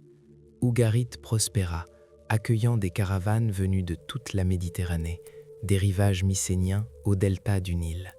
Cité cosmopolite, elle se croyait immortelle, mais ses richesses accumulées ne la sauvèrent pas. Au tout début du XIIe siècle avant notre ère, cette brillante civilisation disparut soudainement et tragiquement. La ville fut incendiée si rapidement que des piles de marchandises restèrent intactes dans les ruines de ces maisons. Le dénouement était arrivé, et le silence qui régnait dans les ports d'Ougarit annonçait la fin de toute civilisation humaine à cette époque. Ougarit vécut ses dernières années dans un faste éblouissant. Grâce aux découvertes faites dans les ruines de demeures cossues, nous savons désormais avec certitude que la ville ne s'est jamais éteinte. Elle a vibré de vie jusqu'à son dernier souffle. Prenons l'exemple de la maison du marchand Yabnina, un écrin de luxe de 1000 mètres carrés. Ces archives renferment des documents en 4 langues, dont le chypro-minois, encore indéchiffré. Ceci prouve que son réseau commercial s'étendait sur toute la Méditerranée, de Chypre aux rivages de la Grèce et au delta du Nil. Rapanu, un autre citoyen influent, était non seulement un homme riche, mais aussi conseiller du roi. On a retrouvé dans ses appartements une correspondance de haut niveau. Tandis que le monde autour d'eux commençait à s'effondrer, les souverains se livraient à des conversations raffinées, s'appelant père et fils, discutant des approvisionnements en beurre et d'une interdiction stricte d'exporter des chevaux de race pure vers l'Égypte.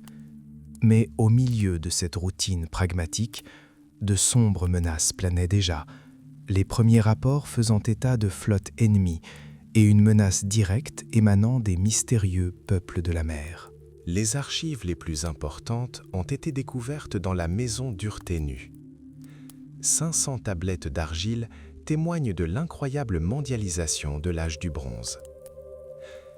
Dans une de ses lettres, le pharaon égyptien Merneptah décline poliment la demande d'architecte du roi d'Ougarit, mais lui envoie en retour une cargaison de trésors, de l'ébène, des pierres précieuses de couleur et des centaines de ballots de tissus d'exception.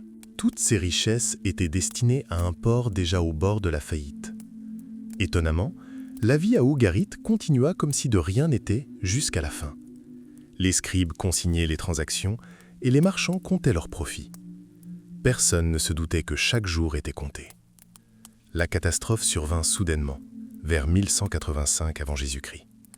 Ce ne fut pas un lent déclin, mais un massacre sauvage. Des archéologues ont découvert des couches de cendres de 2 mètres d'épaisseur et des milliers de pointes de flèches incrustées directement dans les murs de la ville.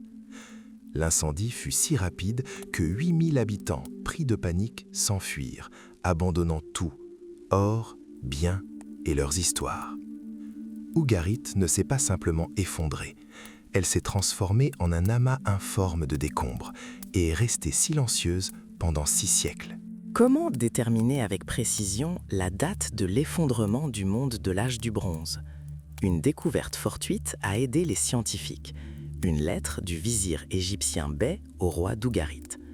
Nous connaissons la date exacte de l'exécution de ce dignitaire, ce qui signifie que la ville était encore habitée en 1191 avant Jésus-Christ. Mais le compte à rebours était déjà lancé. Dans les ruines du palais royal, des archéologues ont découvert un texte qui continue de semer la panique. « Mon père, les navires ennemis sont déjà là. Ils incendient mes villes et sèment la mort. » On pensait auparavant que cette tablette avait été trouvée dans la fournaise, elle n'aurait pas été achevée lorsque l'ennemi a fait irruption dans la salle. Et bien que des analyses modernes aient démontré que la lettre était simplement tombée d'une étagère pendant l'incendie, cela ne rend pas le récit moins terrifiant. La catastrophe ne fut pas instantanée, elle ressemblait à un incendie de forêt. La ville d'Emar tomba aux mains de hordes inconnues. La ville frontalière de Rasbassit fut abandonnée par ses habitants et incendiée.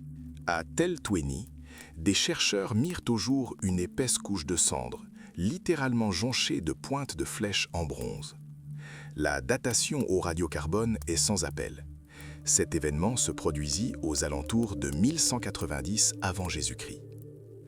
Ce qui est frappant, c'est que cette destruction eut lieu 15 ans avant la célèbre bataille de Ramsès III contre les peuples de la mer. Cela signifie que les envahisseurs n'étaient pas de passage. Ils détruisirent méthodiquement port après port pendant des années. À Tel Kazel, les nouveaux venus de la mer Égée tentèrent d'abord de coexister avec les populations locales, mais la seconde vague de migration emporta tout sur son passage. Une vague de chaos déferla vers le sud, en direction de Canaan. À Acre et à Beth-Shan, des objets ayant appartenu à la reine égyptienne Taousert furent découverts abandonnés sous des couches de cendres. Même le légendaire Megiddo, théâtre de l'Armageddon biblique, fut réduit en ruines.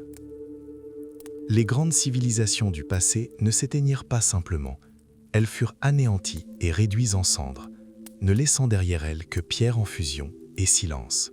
La fin d'une ère glorieuse ne survint pas lors d'une simple bataille, mais après un long et sanglant effondrement qui effaça le monde d'antan de la surface de la terre. Megiddo, la légendaire cité apocalyptique, ne s'est pas simplement effondrée, elle s'est littéralement volatilisée dans un éclair historique. Longtemps considérée comme une lente agonie, la ville voit aujourd'hui le jour grâce aux recherches modernes qui dressent un tableau bien plus terrifiant. L'immense palais à 2 étages des souverains fut détruit par un unique et colossal incendie. Les murs s'effondrèrent, ensevelissant les étages inférieurs sous une couche de 1,5 mètre de décombres et de cendres.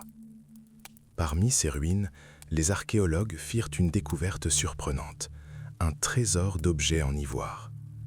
Boîtes, peignes et plateaux de jeu étaient confectionnés dans un style international unique, alors au sommet de la mode, fusionnant les traditions égyptiennes, mycéniennes et grecques. Toute cette richesse fut instantanément réduite en cendres. Parmi ces trésors gisait un étui à crayon portant le nom du pharaon Ramsès III. Ceci prouve que la catastrophe survint au fait de son règne ou peu après. Qui frappa exactement? Les peuples de la mer, des nomades ou des Cananéens rebelles? Nul ne le sait. Une chose est sûre, les quartiers huppés furent les plus durement touchés. Le vieux monde fut littéralement décapité. Plus au sud, à Lachish, la tragédie se répéta avec une cruauté encore plus grande. Cette métropole, la plus riche de Canaan, avait prospéré sous la protection égyptienne, jusqu'à ce que la première vague de chaos ne la ravage.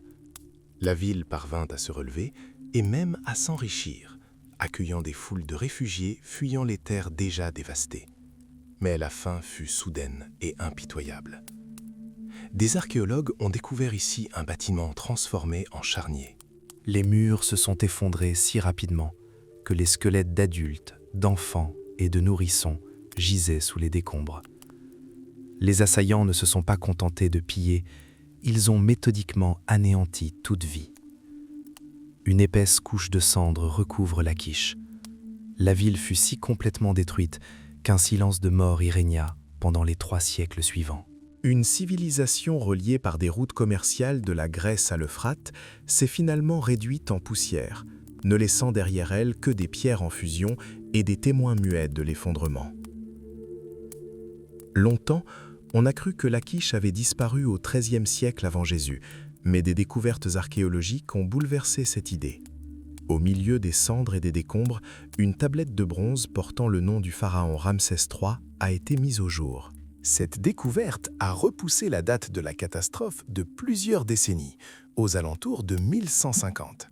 Mais la question principale demeure: qui a transformé cette métropole florissante en un désert aride? Égyptien? Peu probable, étant donné la loyauté commerciale de la ville. D'anciennes tribus hébraïques ou les mystérieux peuples de la mer. Les chercheurs débattent encore, guerre ou déchaînement de la nature. Les corps de 4 personnes, victimes d'une mort soudaine, ont été découverts sous les ruines d'une maison. Un enfant suffoqué en tentant de s'extirper des décombres. Un nourrisson projeté au sol. Certains y voient la preuve d'un puissant tremblement de terre. D'autres pointent du doigt des temples pillés et incendiés, signature d'envahisseurs impitoyables.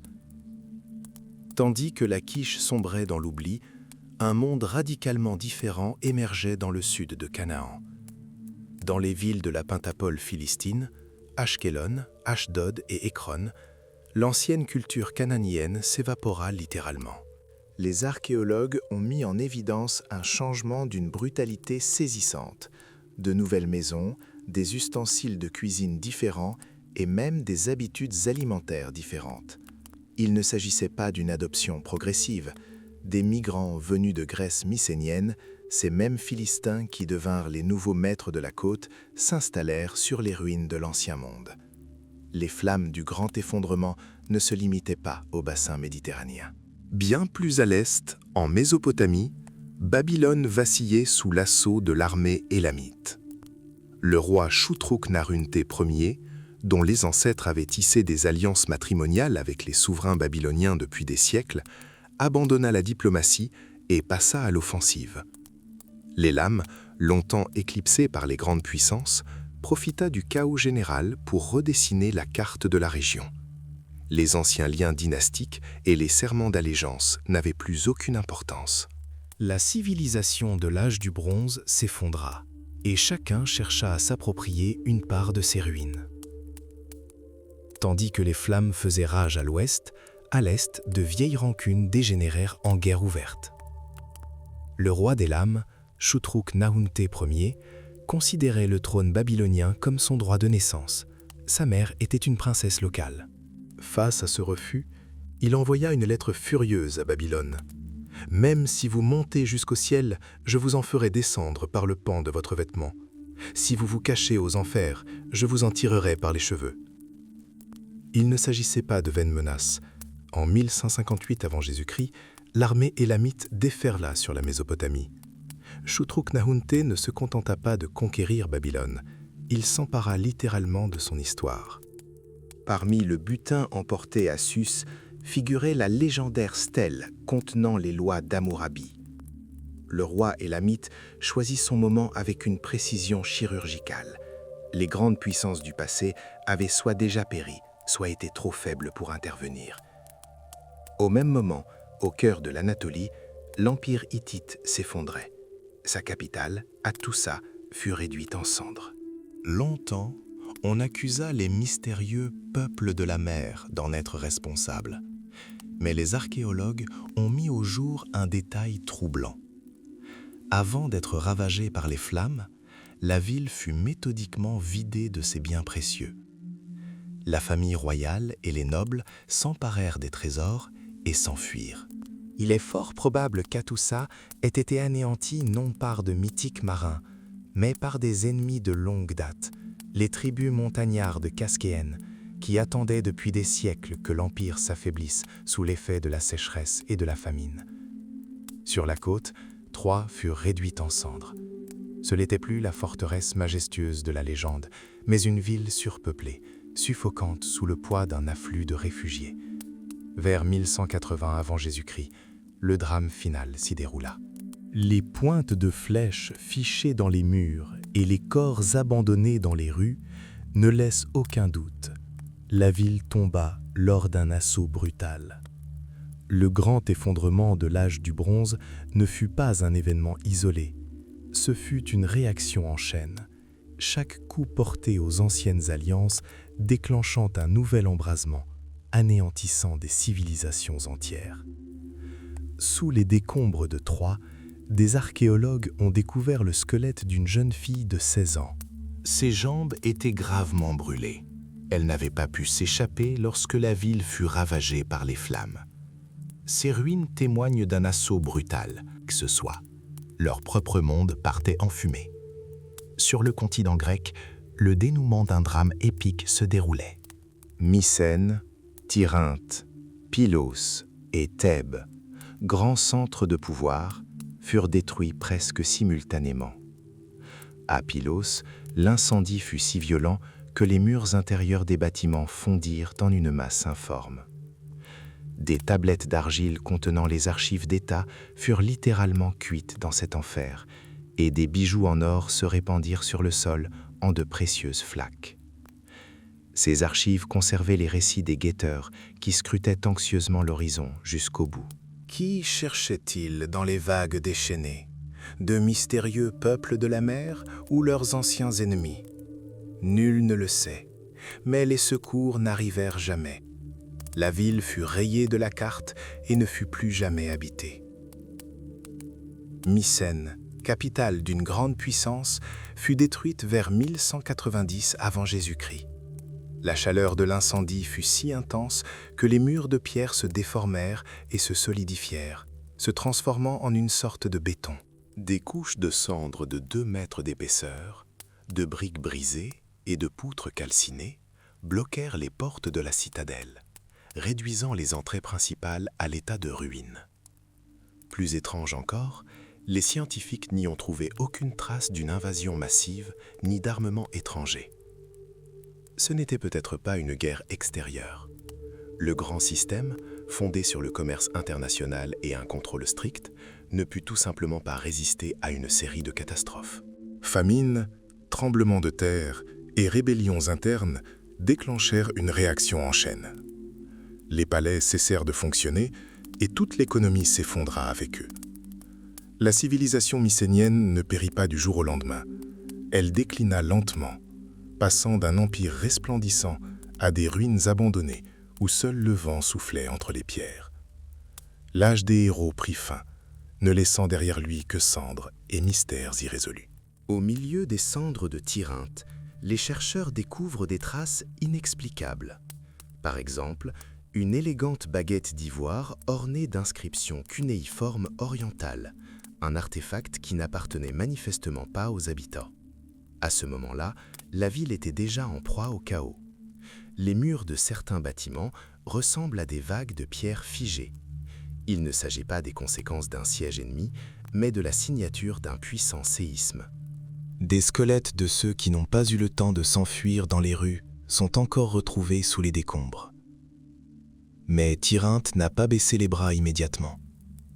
Après la catastrophe, la ville a tenté désespérément de renaître de ses cendres, reconstruisant littéralement brique par brique les quartiers inférieurs à partir des ruines. Pendant ce temps, un drame encore plus complexe se jouait à Chypre. Traditionnellement, les légendaires peuples de la mer étaient tenus responsables de tous les maux de l'île. Des réfugiés grecs, devenus pirates désespérés, auraient débarqué sur la côte et incendié des villes prospères.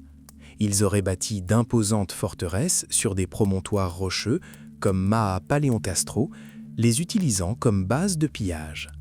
Mais aujourd'hui, ce récit s'effrite. Ce que l'on prenait autrefois pour des camps d'envahisseurs ressemble de plus en plus aux bastions des habitants locaux qui tentent de protéger leurs réserves de cuivre au milieu du chaos. L'archéologie révèle des détails terrifiants.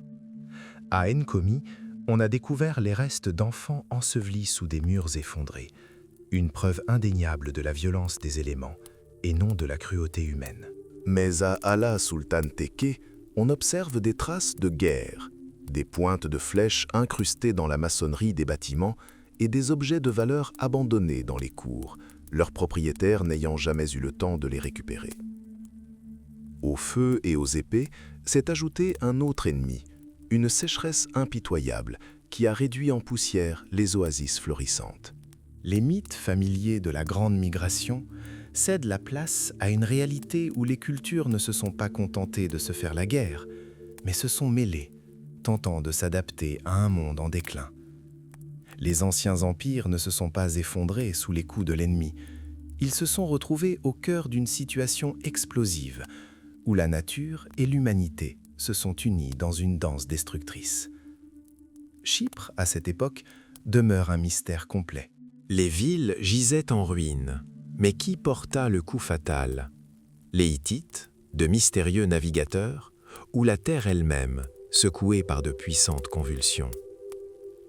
Les archéologues débattent encore. Les nouveaux habitants étaient-ils des envahisseurs brutaux ou simplement des réfugiés qui occupèrent des maisons vides une fois la poussière retombée?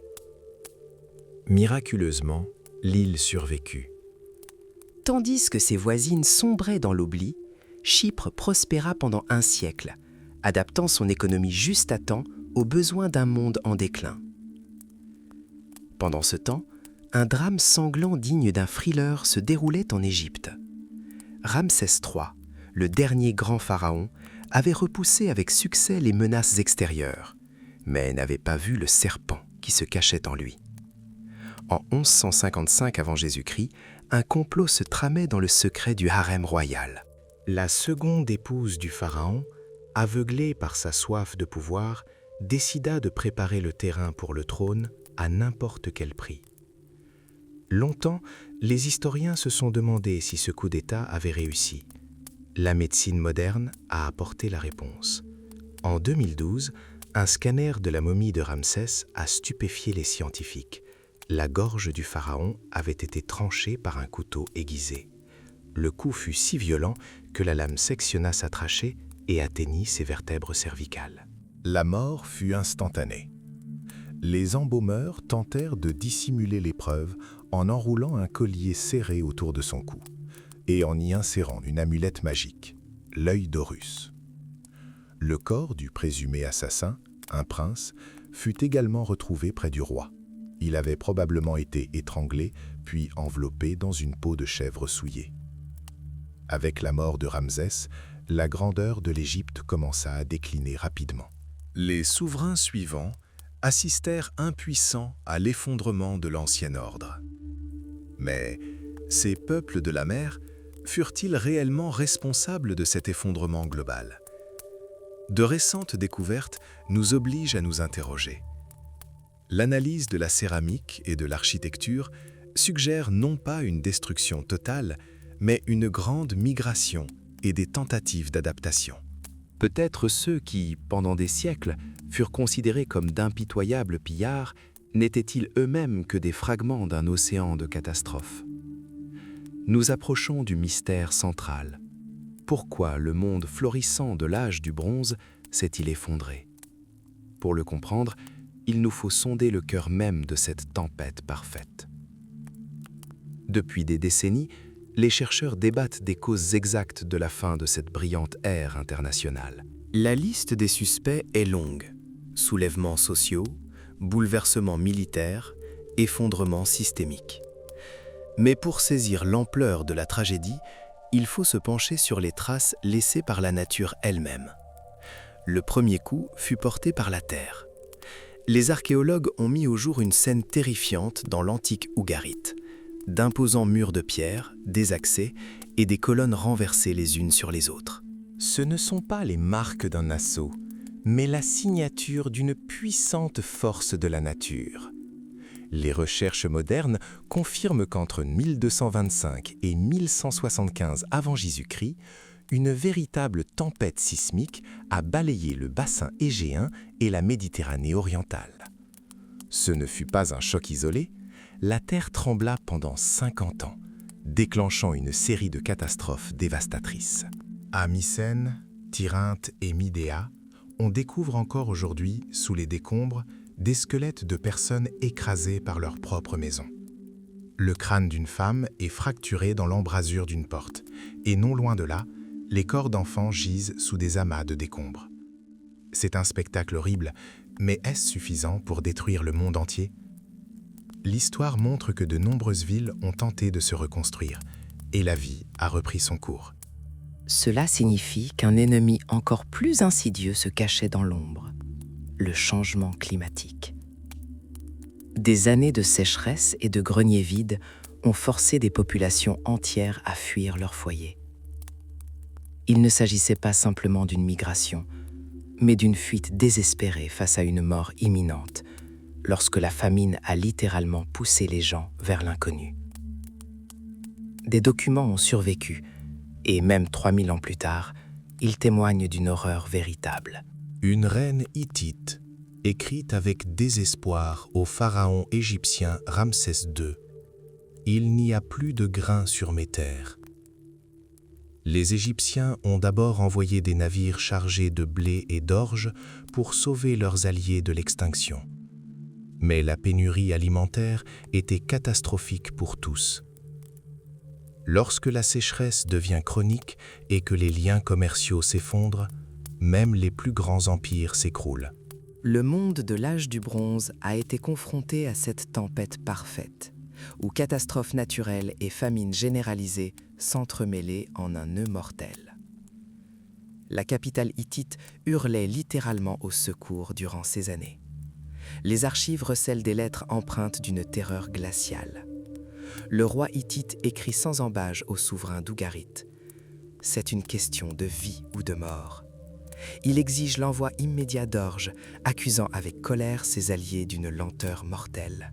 Mais Ougarit elle-même était au bord du gouffre. Une lettre de la ville syrienne d'Emar résonne comme le dernier cri d'un noyé. « La famine sévit chez nous. Nous allons tous mourir. Si vous ne vous dépêchez pas, vous ne trouverez pas âme qui vive ici. » Même la Grande Égypte tenta de remédier à la situation en envoyant d'immenses navires chargés de blé. Mais la nature elle-même semblait s'être retournée contre l'humanité. Un navire chargé de céréales à destination d'Ougarit fut pris dans une violente tempête et fit naufrage au large des côtes du Liban actuel. Le capitaine parvint à sauver les sacs de vivres, mais pendant que le navire était réparé dans le port d'Acre, une véritable épidémie se déclarait déjà dans les villes. Dans un monde où les échanges commerciaux étaient déjà tendus, chaque retard de ce genre rapprochait l'inévitable. Longtemps, les historiens se sont interrogés. Cette famine était-elle un événement isolé ou une défaillance systémique? La science moderne a apporté une réponse claire et terrifiante. L'étude des pollens anciens, des sédiments de la mer de Galilée et des stalagmites de grottes a révélé qu'il y a environ 3200 ans, le climat de la Méditerranée orientale s'est effondré. Une sécheresse catastrophique s'est alors installée, qui a duré 3 siècles. La température de l'eau a chuté. Les pluies ont cessé d'irriguer les terres, et les vallées, autrefois fertiles, se sont transformées en semi-déserts arides. Il ne s'agissait pas simplement d'une succession de mauvaises années. C'était un bouleversement climatique qui a anéanti les fondements de l'économie de l'âge du bronze. L'agriculture, qui avait nourri les empires, a disparu. La famine a forcé des milliers de personnes à fuir leur foyer, transformant les laboureurs d'hier en réfugiés désespérés. Mais la pénurie alimentaire totale n'était qu'un catalyseur. Tandis que les rois peinaient à trouver ne serait-ce qu'une poignée de grains, une nouvelle explosion se préparait déjà dans les capitales elles-mêmes, des rébellions internes. Lorsque les greniers furent vides, la colère de la foule affamée se retourna contre ceux qui trônaient sur des trônes luxueux. À Hazor, en Canaan, les archéologues n'ont trouvé aucune trace d'une grande bataille contre un envahisseur. Ni corps de guerriers tombés au combat, ni armes étrangères. En revanche, une épaisse couche de fumée carbonisée recouvre les ruines des palais et des temples. Il ne s'agissait pas d'une conquête, mais d'un bouleversement social. Poussé par le désespoir, le peuple extermina purement et simplement son élite. Mais au-delà des remparts, une catastrophe bien plus grave se préparait. L'âge du bronze était vital pour le commerce mondial. Le cuivre et l'étain étaient à cette époque ce que le pétrole est pour nous aujourd'hui. Dès que les routes maritimes furent interrompues, l'économie complexe de la région s'effondra comme un château de cartes. Non seulement les métaux disparurent, mais aussi l'or, l'ivoire et même l'encens. Le monde sombra dans l'inflation et des pénuries généralisées. Longtemps, on a cru que les tribus doriennes, venues du nord, étaient responsables de ces ravages. Mais aujourd'hui, nous savons que c'est un mythe. La véritable menace venait de la mer. À Ougarit, ville prospère, la panique fut littéralement figée dans des tablettes d'argile. Le roi, terrifié, écrivit à ses voisins pour les avertir de la présence de navires ennemis rôdant au large. Ils lui conseillèrent de renforcer les murailles et de faire venir des chars, mais aucun secours ne vint. Pire encore, le gouverneur de Chypre lança une accusation acerbe dans sa réponse. Les maraudeurs à bord de ces navires sont vos propres sujets, devenus pirates par désespoir. La fin fut brutale. Le message final, découvert dans les ruines, était empreint d'un désespoir absolu. L'armée est dispersée, la ville est pillée, nos vignes sont ravagées et le grain entre les aires de battage est réduit en cendres. Souvenez-vous de nous. Lors des fouilles d'Ougarit, les archéologues mirent au jour une couche de cendres de 2 mètres d'épaisseur et des milliers de pointes de flèches incrustées dans les murs. Les habitants avaient enfoui à la hâte des trésors d'or, espérant survivre à la tempête, mais personne ne revint les chercher. Une grande civilisation, bâtie au fil des siècles, réduite en cendres en quelques jours. Ougarit n'a pas seulement brûlé, elle a disparu à jamais de la carte. Le plus étrange, c'est que les survivants ne sont jamais retournés chez eux. Pourquoi ? La réponse ne réside pas dans l'épaisseur de la couche de cendres, mais dans l'effondrement total du système commercial mondial.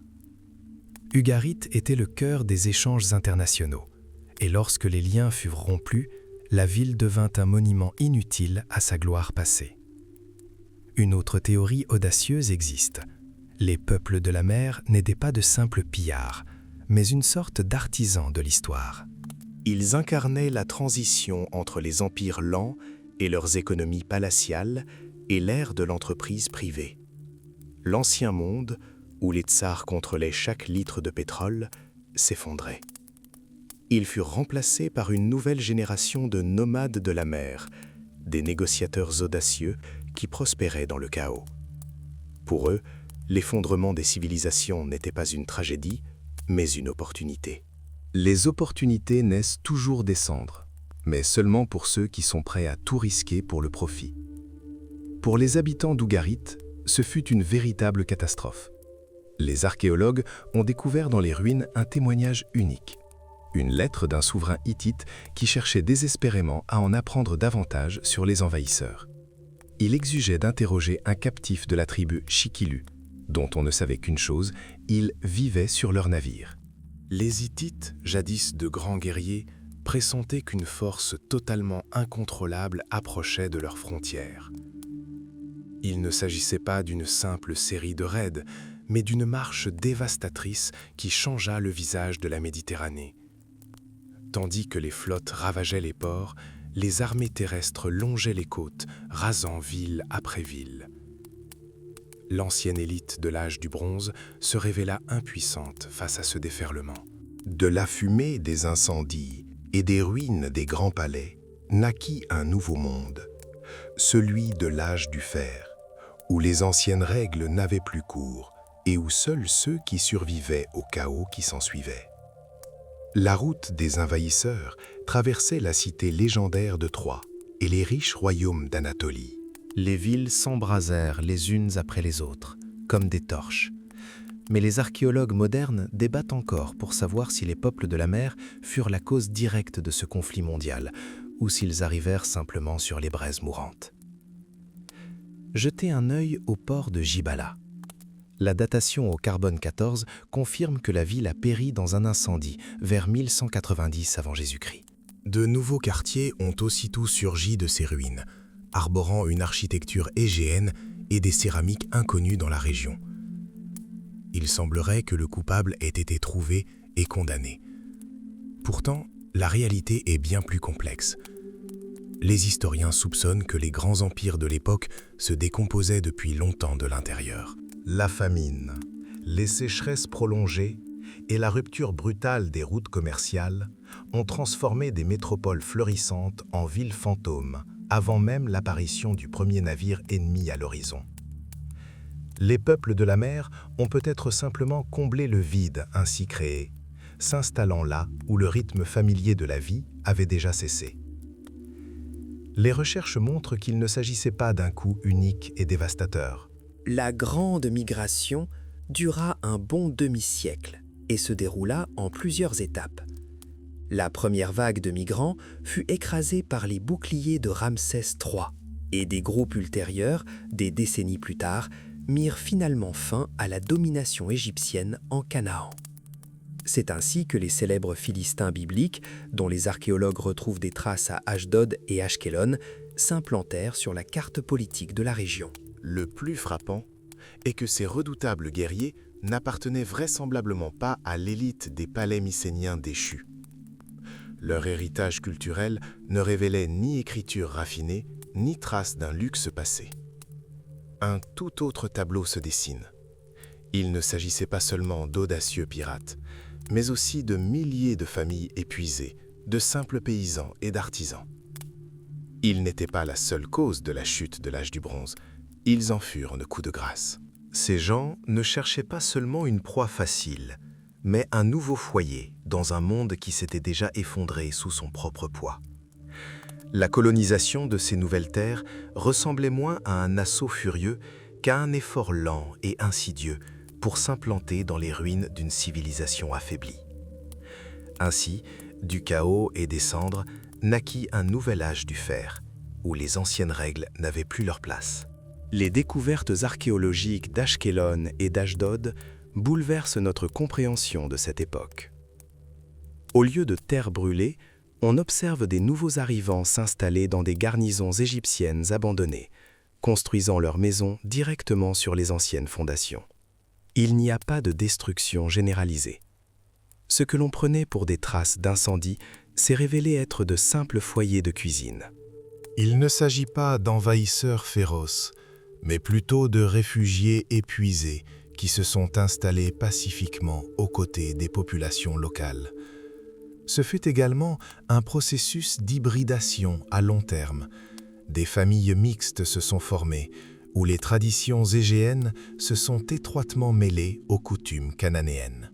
Mais si les Philistins n'ont pas été les destructeurs du monde, qu'est-ce qui a donc anéanti les grands empires ?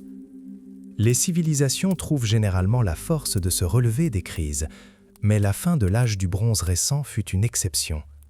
Un effondrement systémique global s'est produit. L'effet papillon était à l'œuvre. De petites défaillances dans différentes parties du monde ont déclenché une réaction en chaîne dévastatrice, désormais incontrôlable. Les chercheurs ont identifié 4 caractéristiques majeures de cette catastrophe: l'effondrement du pouvoir, la disparition des élites, l'effondrement économique et un déclin démographique brutal. Ce fut une situation explosive. En seulement 50 ans, la région fut frappée de plein fouet par une série de séismes dévastateurs, des sécheresses catastrophiques et les raids des peuples de la mer. Aucun de ces facteurs, pris isolément, n'aurait suffi à anéantir les Mycéniens ou les Hittites, mais leur combinaison a engendré un effet multiplicateur. Le problème majeur résidait dans une centralisation excessive. Toute la vie, du commerce de l'étain à la distribution des céréales, était liée au palais. Lorsque ces centres de pouvoir s'effondrèrent, toute la structure sociale s'écroula comme un château de cartes. Le monde antique se révéla trop dépendant des relations internationales. La mondialisation de cette époque fut sa perte. L'effondrement systémique réduisit en cendres des royaumes prospères, replongea l'humanité des siècles en arrière, dans le sombre et austère âge du fer. L'âge du bronze fut la première ère véritablement mondiale de l'histoire. Ce fut une époque de manœuvres diplomatiques complexes, de traités internationaux et de routes commerciales qui sillonnaient le globe, de la Grèce à l'Égypte. Un tel réseau semblait constituer une assurance idéale. Des liens étroits permettent généralement de surmonter une crise. De nouveaux marchés peuvent être trouvés, des embargos imposés ou les ressources redistribuées. Mais les dirigeants de l'époque commirent une erreur fatale. Ils traitaient les symptômes en ignorant les causes du chaos. Finalement, cette ère brillante s'acheva non seulement par un déclin, mais par un effondrement systémique total. Depuis des décennies, les chercheurs débattent de l'identité de la cause du coup fatal. Était-ce le mystérieux peuple de la mer, une série de puissants séismes ou une sécheresse catastrophique? Pris individuellement, chacun de ces désastres aurait pu être surmonté. Les villes se reconstruisaient après les tremblements de terre et les civilisations survivaient aux mauvaises récoltes. Mais à la fin du XIIIe siècle avant notre ère, un effet multiplicateur se produisit. Lorsque le changement climatique se conjugua à des soulèvements internes et à des invasions étrangères, la structure sociale s'effondra. Pour saisir l'ampleur de la tragédie, il convient de considérer le monde antique comme un système complexe.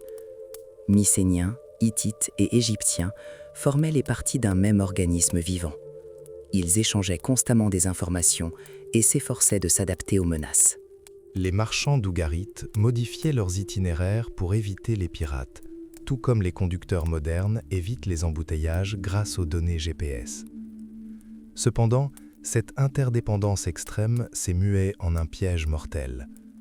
Le monde de la fin de l'âge du bronze s'est révélé trop vulnérable aux chocs extérieurs. Dès qu'un domino tombait, les autres suivaient. Les liens commerciaux dont dépendaient les économies palatiales furent rompus. Il ne s'agissait pas seulement du déclin de quelques États, mais de l'effondrement du modèle même de civilisation.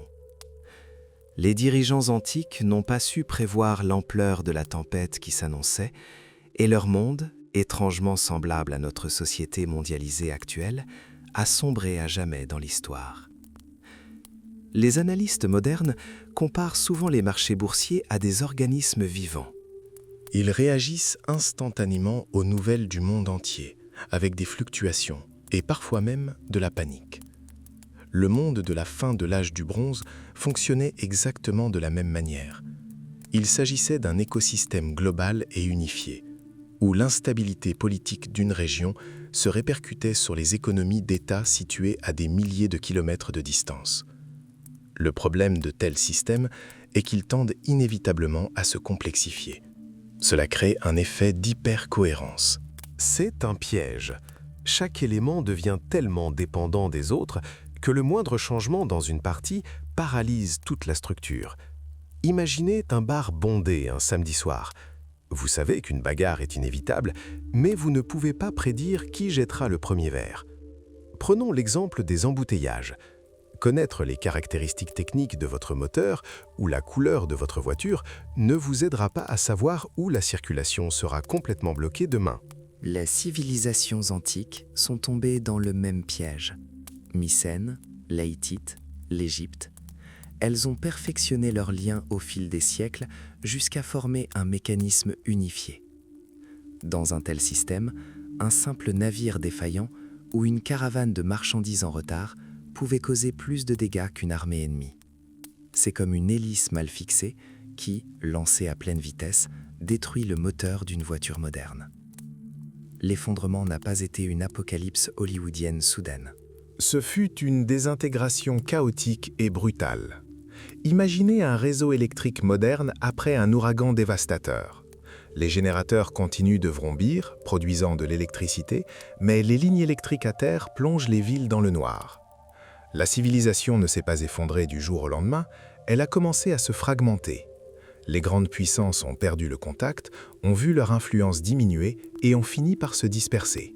Il est vain de chercher un seul coupable, sécheresse, tremblement de terre ou les mythiques peuples de la mer. Aucun facteur isolé n'aurait pu provoquer l'effondrement de ce monde. Le véritable fléau fut l'extrême complexité du système. Lorsque le nombre de chocs externes dépassa son seuil de rupture, le monde globalisé s'est tout simplement désintégré en de minuscules fragments isolés de l'âge du fer. Pendant 3 siècles, la Méditerranée a prospéré sous l'égide de la première mondialisation de l'histoire. Des routes commerciales invisibles reliaient les plages dorées d'Égypte aux rivages rocheux de Grèce et aux plaines arides de Mésopotamie. Hittites, Mycéniens, Assyriens et Cananéens ont façonné un monde complexe dont le niveau d'interconnexion était étonnamment similaire au nôtre.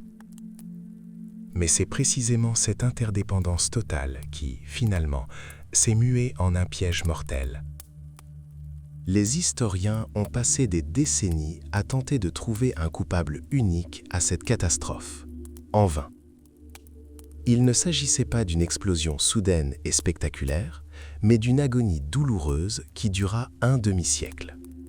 Le point de non-retour symbolique fut l'année 1177 avant Jésus-Christ, la 8e année du règne du pharaon Ramsès III. C'est alors que les voiles des mystérieux peuples de la mer apparurent à l'horizon et que des batailles firent rage dans le delta du Nil, tandis que l'Égypte luttait littéralement pour sa survie.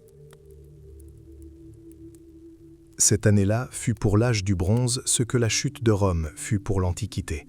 L'ancien ordre ne se contenta pas de perdre la guerre, il cessa de fonctionner.